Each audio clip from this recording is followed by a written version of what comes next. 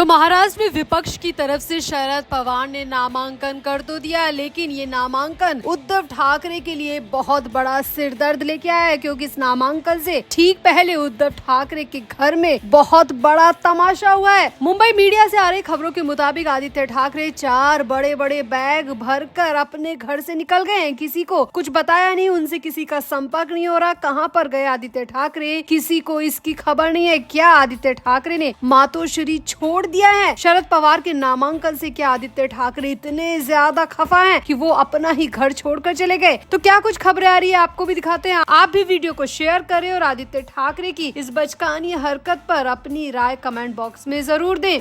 शरद पवार महाराष्ट्र में निर्विरोध राज्यसभा में प्रवेश करने वाले हैं, लेकिन उनके नामांकन ने शिवसेना में आदित्य ठाकरे के गुट के भीतर तनाव बढ़ा दिया है। ये घटनाक्रम महाविकास अघाड़ी के सभी दलों के बीच जटिल बातचीत के बाद सामने आया और इससे सीट आवंटन को लेकर असहमति सबके सामने आ गई और खासकर आदित्य ठाकरे इससे बहुत ज्यादा खफा दिखे। दरअसल पहले खबरें आई कि शरद पवार के नामांकन वाले दिन आदित्य ठाकरे गैर मौजूद रहे और आदित्य ठाकरे की गैर मौजूदगी को पार्टी के अंदर चल रहे गुस्से और असहमति के संकेत के रूप में देखा गया। लेकिन इसके बाद जो खबरें आई वो और ज्यादा हैरान करने वाली थी।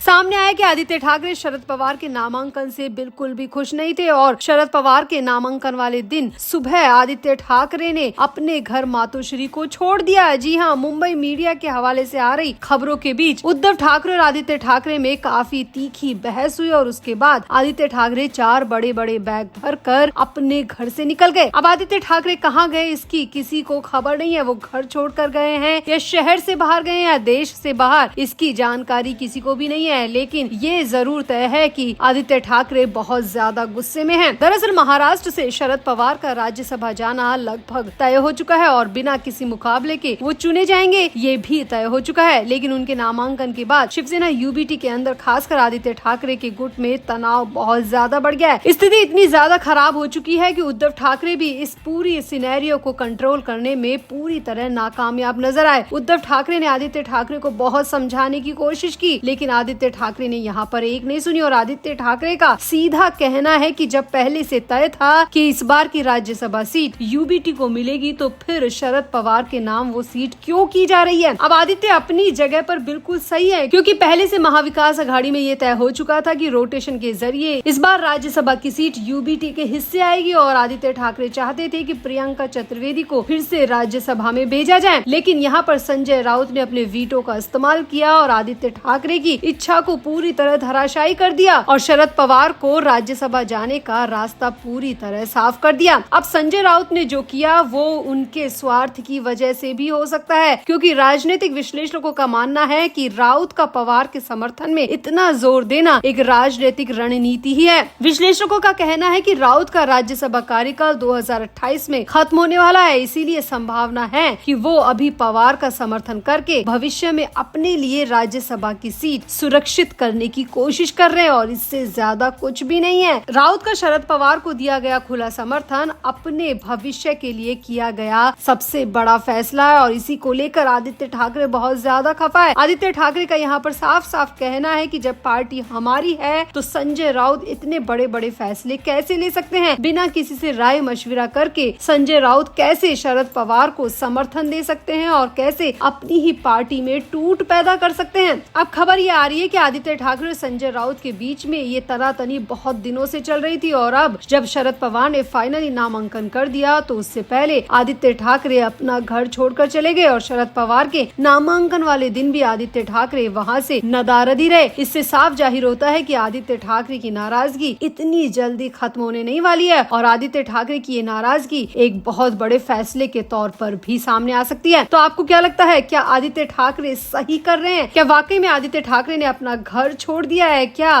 पार्टी के भीतर चल रहे गुस्से और असहमति के रूप में आदित्य ठाकरे बिल्कुल सही चल रहे हैं? आपको क्या लगता है? या फिर आदित्य ठाकरे एक बार फिर से अपनी बचकानी हरकतों से अपनी राजनीतिक सोच समझ पर सवाल उठा रहे हैं? आपको क्या लगता है? आप भी अपनी राय कमेंट बॉक्स में जरूर दें और वीडियो को भी शेयर करें।